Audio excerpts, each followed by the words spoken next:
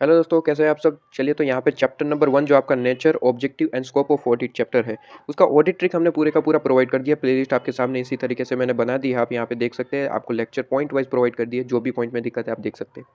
अब यहाँ पे कमेंट हमें मिला था कि सर इस चैप्टर के यहाँ पे जो प्रैक्टिकल क्वेश्चन है, ठीक है, थियोरेटिकल क्वेश्चन है, वो समझ नहीं आ रहा है, तो आप सिंपली ऊपर ऊपर से एक्सप्लेन कर दीजिए कि किस तरीके से यहाँ पे हमें आंसर लिखना होगा।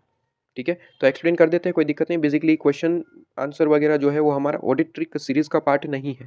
ठीक है, ये हमारे पार्ट ही नहीं था, लेकिन आपका कोई डाउट आया है तो हम उस तरीके से ज़रूर हम कंसीडर करेंगे। वैसे आपको यहाँ पे कोई और भी आपको कहीं पे चीज़ें लगती है कि हमें ये भी करवाना चाहिए, तो आप मुझे यहाँ पे एक्सप्लेन कर सकते हैं, मुझे यहाँ पे मैसेज कर सकते हैं कि सर यहाँ पे कोई दिक्कत आ रही है। जैसे कि यहाँ पे मुझे मैसेज मिला कि सर चैप्टर का जो थियोरेटिकल पार्ट है क्वेश्चन का, वो समझ नहीं आ रहा, तो ऊपर-ऊपर से भी समझा देते तो सही रहता। तो यहाँ पे लीजिए, आपके सामने ये वीडियो भी मैंने प्रोवाइड कर दिया और हम यहाँ पे थियोरेटिकल पार्ट पे चले जाते हैं। कहाँ है इसका थियोरेटिकल क्वेश्चन पार्ट जो आपको समझ नहीं आ रहा है। ठीक है, ये रहा थियोरेटिकल क्वेश्चंस। यहाँ पे आइए डिस्कस कर लेते हैं, कोई दिक्कत नहीं। ऊपर-ऊपर से इन्फॉर्मेशन दूँगा क्योंकि क्वेश्चन को ट्रिक कैसे याद करना है वो तो मैं आपको ऑलरेडी प्रोवाइड कर चुका हूँ। ठीक है, और वैसे भी कमेंट में मुझे इस तरीके से ही मिला था कि ऊपर-ऊपर से क्वेश्चन इन्फॉर्मेशन दे दीजिए कि किस तरीके से हमें आंसर लिखना है। ठीक है, तो वही मैं करने जा रहा हूँ। चलिए, तो यहाँ पे आपको एक्सप्लेन कर देते हैं कुछ क्वेश्चन के यहाँ पे आंसर्स। सबसे पहला क्वेश्चन यहाँ पे कहता है कि सबसे पहला क्वेश्चन कि choosing of appropriate accounting policy in relation to accounting issues is responsibility of management, do you agree.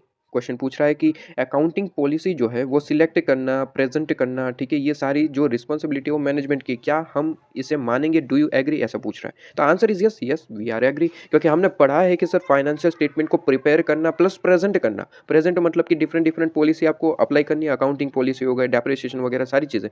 ठीक है, तो वो सारी चीज़ें आपका काम है, किसका, मतलब कि मैनेजमेंट का। क्योंकि हमने एक सेंटेंस पूरे का पूरा पढ़ा था कि प्रेजेंटेशन और preparation of financial statement is the responsibility of management. ठीक है, तो do you agree, answer is yes, हम एग्री करते हैं, कोई दिक्कत नहीं है। आगे कुछ और भी पूछा है, कहता है डिस्कस करिए ड्यूटी ऑफ ऑडिटर। क्या ये आपको पॉइंट याद आ रहा है, क्या ये पॉइंट याद आ रहा है आपको। मैंने आपको ऑलरेडी इसे एक्सप्लेन किया था। ठीक है, जब हम स्कोप ऑफ ऑडिट पढ़ रहे थे, जब हम टॉपिक मैंने आपको ऑडिट ट्रिक में पढ़ाया तब। ठीक है, तो ऑडिट ट्रिक में जो वीडियो है मैंने आपको उसमें करवाया था कि जब हम स्कोप ऑफ ऑडिट की बात करते हैं तो बेसिकली वो है ड्यूटी ऑफ ऑडिटर। मतलब कि स्कोप है, मतलब कि यहाँ पे एक दायरा हो चुका है ऑडिटर का कि उतना ही हमें काम करना है। ठीक है, बेसिकली उसे दूसरी लैंग्वेज में ड्यूटी ऑफ ऑडिटर कह सकते हैं। तो मैंने ऑलरेडी वहाँ पे एक्सप्लेन किया था और ये क्वेश्चन भी मैंने उस वीडियो में ही आपको दिखाया था कि ऐसे भी क्वेश्चन पूछ सकते हैं जहाँ पे आपको क्या लिखना है, सर स्कोप ऑफ ऑडिट और कुछ नहीं। ठीक है, क्वेश्चन नंबर 2, ये क्वेश्चन नंबर 1 ऑलरेडी डिस्कस था, इसलिए आगे बढ़ता हूँ क्वेश्चन नंबर 2 पे। Assurance engagement are not restricted to audit of financial statement alone.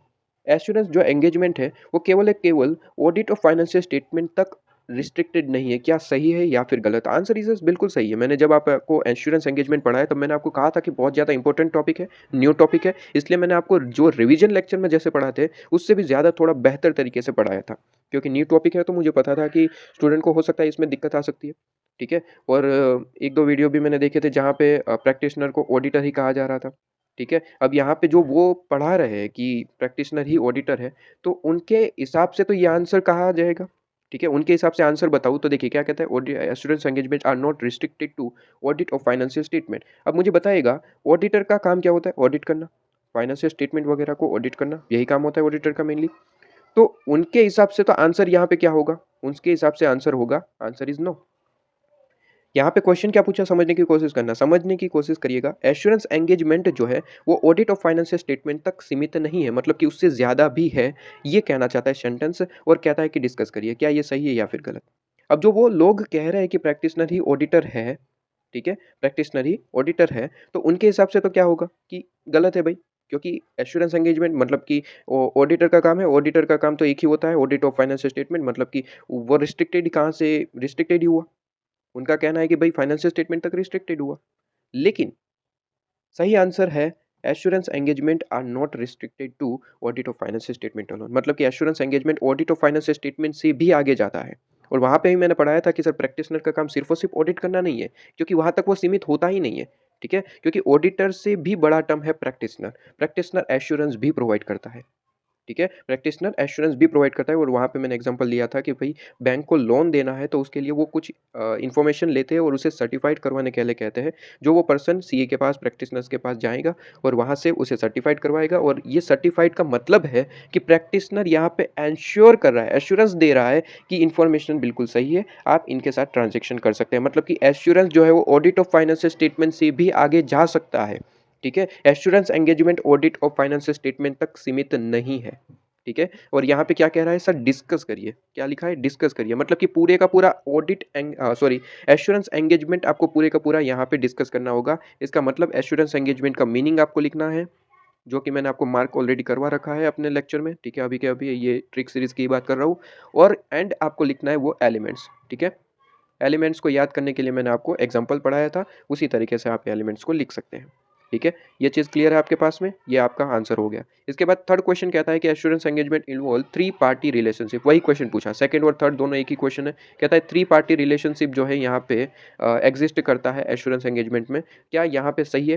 ठीक है। तो आंसर इज सही है। थ्री पार्टी कौन कौन से हो सकते हैं सर? प्रैक्टिशनर हो गया। ठीक है।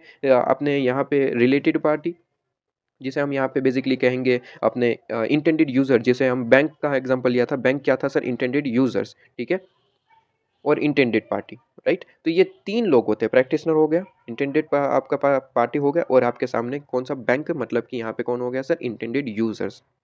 ठीक है। तो पूरा एग्जांपल आपको याद होना चाहिए। प्रैक्टिशनर को हमने यहाँ पे सीए एक लिया था, जब जिसे प्रैक्टिशनर कहा था। ठीक है। जो बंदा सर्टिफाइड करवाने के लिए आया, ठीक है, जिसे हम स्पेसिफिकली ऑडिट की लैंग्वेज में रिस्पॉन्सिबल पार्टी कह सकते हैं। ठीक है। रिस्पॉन्सिबल पार्टी था, जिन्हें जिन्हें लोन चाहिए था बैंक के पास से। तो बैंक ने क्या कहा? सर्टिफाइड करवा के आइए। तो सीए के पास गया, सीए को हम कहते हैं प्रैक्टिशनर।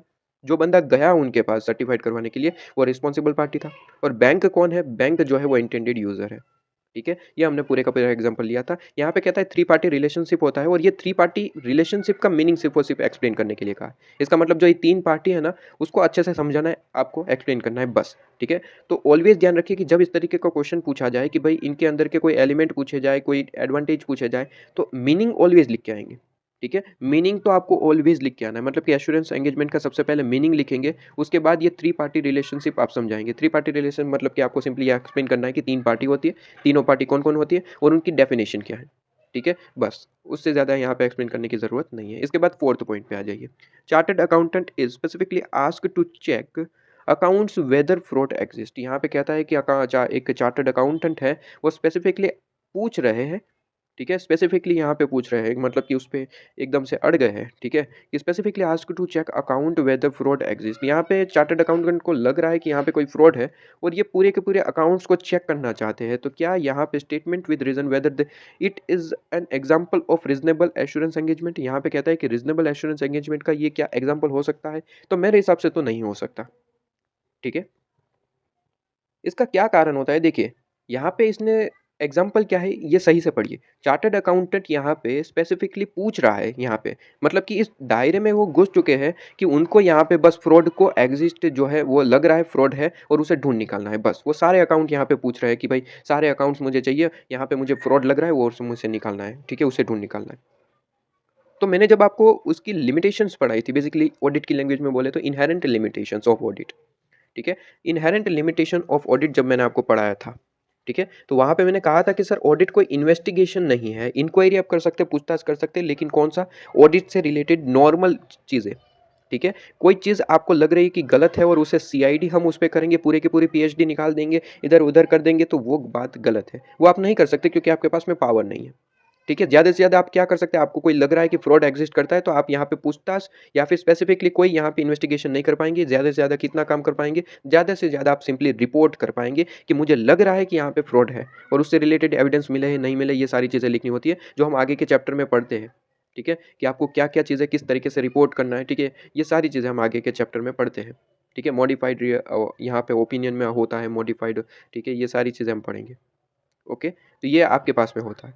तो यहाँ पे क्या कहता है कि क्या ये रीजनेबल एश्योरेंस का एंगेजमेंट का क्या एग्जांपल हो सकता है? आंसर इज नो, ये नहीं हो सकता। ठीक है। और यहाँ पे साथ ही साथ कहता है कि रीजनेबल एश्योरेंस के बारे में आपको कुछ चीज़ें लिख के आनी है। क्या यहाँ पे सिंपली ये लिख के आ जाएंगे कि no it is not example of reasonable assurance engagement, तो क्या आंसर हमारा खत्म हो जाएगा? Answer is no. ठीक है। मार्क्स देखने पड़ेंगे। क्या ये ट्रू फॉल्स पूछा है? ट्रू फॉल्स में सिंपली आपको ट्रू और फॉल्स लिखना होता है, साथ ही साथ छोटा सा एक रीजन लिखना होता है। लेकिन ये बड़ा क्वेश्चन पूछा गया है 3-4 नंबर का, तो सिंपली आपको सबसे पहले आंसर देना है कि क्या आपको ये सही लग रहा है या फिर गलत। तो यहाँ पे तो हमें गलत ही लग रहा है, ठीक है? तो हम यहाँ पे लिखेंगे कि no, it is not it is not a example of reasonable assurance engagement because it is a nature of investigation. और जब हम बात करते हैं इन्वेस्टिगेशन की, तो वो आपका ऑडिट का पार्ट नहीं बनता, ठीक है? क्योंकि हम मैक्सिमम इंक्वायरी कर सकते हैं, इन्वेस्टिगेशन नहीं। और इसी के साथ फिर रीजनेबल एश्योरेंस एंगेजमेंट का यहाँ पे पूरे का पूरा एक्सप्लेनेशन दे के आना, ठीक है? इसके बाद फिफ्थ पॉइंट, ठीक है? फिफ्थ पॉइंट को आप आ जाइए यहाँ पे फिफ्थ पॉइंट में। मार्क्स के हिसाब से आंसर लिखा जाता है स्टूडेंट, ठीक है? सिर्फ और सिर्फ यहाँ पे ट्रू फॉल्स पूछा है तो छोटा सा एक रीजन लिखना होता है। पूरे का पूरा एक क्वेश्चन पूछा है तो उसके बारे में आपको पूरे का पूरा डिटेल एक्सप्लेनेशन देना पड़ता है, ओके? इसके बाद फिफ्थ क्वेश्चन पे देखिए, फिफ्थ क्वेश्चन क्या कहता है? फिफ्थ क्वेश्चन कहता है an audit does not provide absolute assurance. क्या सही है? आंसर इज सही है, ठीक है? ऑडिट कभी भी एब्सोल्यूट एश्योरेंस प्रोवाइड करता ही नहीं है। हमने बार बार रिपीट किया कि वो रीजनेबल एश्योरेंस प्रोवाइड करता है, एब्सोल्यूट कहीं नहीं प्रोवाइड करता। इसके बाद आगे क्या कहता है कि discuss how the nature of audit procedure itself is one of the reason due to which audit can not provide absolute assurance. यहाँ पे पूछ रहा है कि रीजन बताइए कि ऑडिट क्यों एब्सोल्यूट एश्योरेंस प्रोवाइड नहीं कर सकता, इसका रीजन बताइए। तो ऑब्वियसली कुछ ऑडिट की इनहेरेंट लिमिटेशन है जिसकी वजह से ऑडिटर कभी भी एब्सोल्यूट एश्योरेंस प्रोवाइड नहीं कर सकता, इसकी इनहेरेंट लिमिटेशन की वजह से। तो आपको सिंपली यहाँ पे वही पूछा गया है कि ये क्यों, रीजन बताइए, ठीक है? ये इनडायरेक्टली इनहेरेंट लिमिटेशन पूछ रहा है, क्योंकि वही एक कारण हो सकता है जिसकी वजह से हम एब्सोल्यूट एश्योरेंस नहीं प्रोवाइड करते, ठीक है? इनहेरेंट लिमिटेशन का मतलब ही क्या है कि ये जो वो लिमिटेशन है जिसकी वजह से हम एब्सोल्यूट एश्योरेंस प्रोवाइड नहीं कर सकते। अगर ये लिमिटेशन कंप्लीटली करेक्ट हो तो हम एब्सोल्यूट एश्योरेंस प्रोवाइड कर सकते हैं। लेकिन क्या ये इनहेरेंट लिमिटेशन जो हमने पॉइंट देखे थे, ठीक है, क्या वो फुलफिल हो पाएंगे? कभी नहीं हो पाएंगे, ठीक है? काफ़ी सारे लिमिटेशंस थी हमने देखी थी, ठीक है? उसके लिए शॉर्टकट भी मैंने प्रोवाइड किया था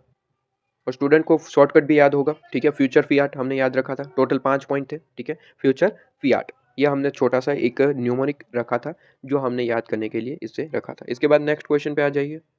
अच्छा, 5 ही क्वेश्चन है, खत्म हो गए। तो यहाँ पे इसी के साथ ये जो आपका जो थियोरेटिकल क्वेश्चन का एक्सप्लेनेशन है मैंने ऊपर-ऊपर से बता दिया कि यहाँ पे क्या-क्या चीज़ें आपको लिखनी होती है। एग्ज़ाम में बिल्कुल इसी तरीके से आता है स्टूडेंट। अगर लैंग्वेज को समझने की कोशिश नहीं करेंगे तो कितना भी आप याद रख लीजिए, क्वेश्चन समझ नहीं आएगा तो आंसर का क्या करेंगे आप?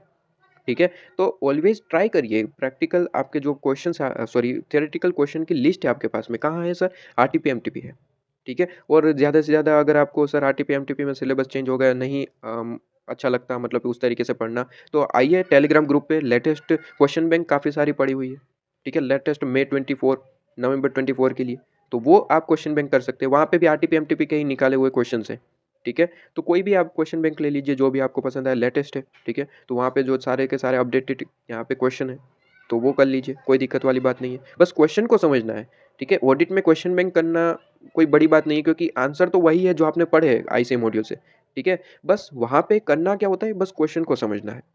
बाकी वहाँ पे कोई प्रैक्टिकल पार्ट तो है नहीं कि आपको डिफरेंट क्वेश्चन प्रैक्टिस करने पड़े। वहाँ पर प्रैक्टिस नहीं करना, वहाँ पे सिंपली क्वेश्चन देखना है कि किस तरीके से क्वेश्चन पूछे गए थे पास्ट में और हम क्या सोचते हैं, उसका सॉल्यूशन क्या दिया है, ठीक है? चलिए तो ये आपका कंप्लीट हो जाता है।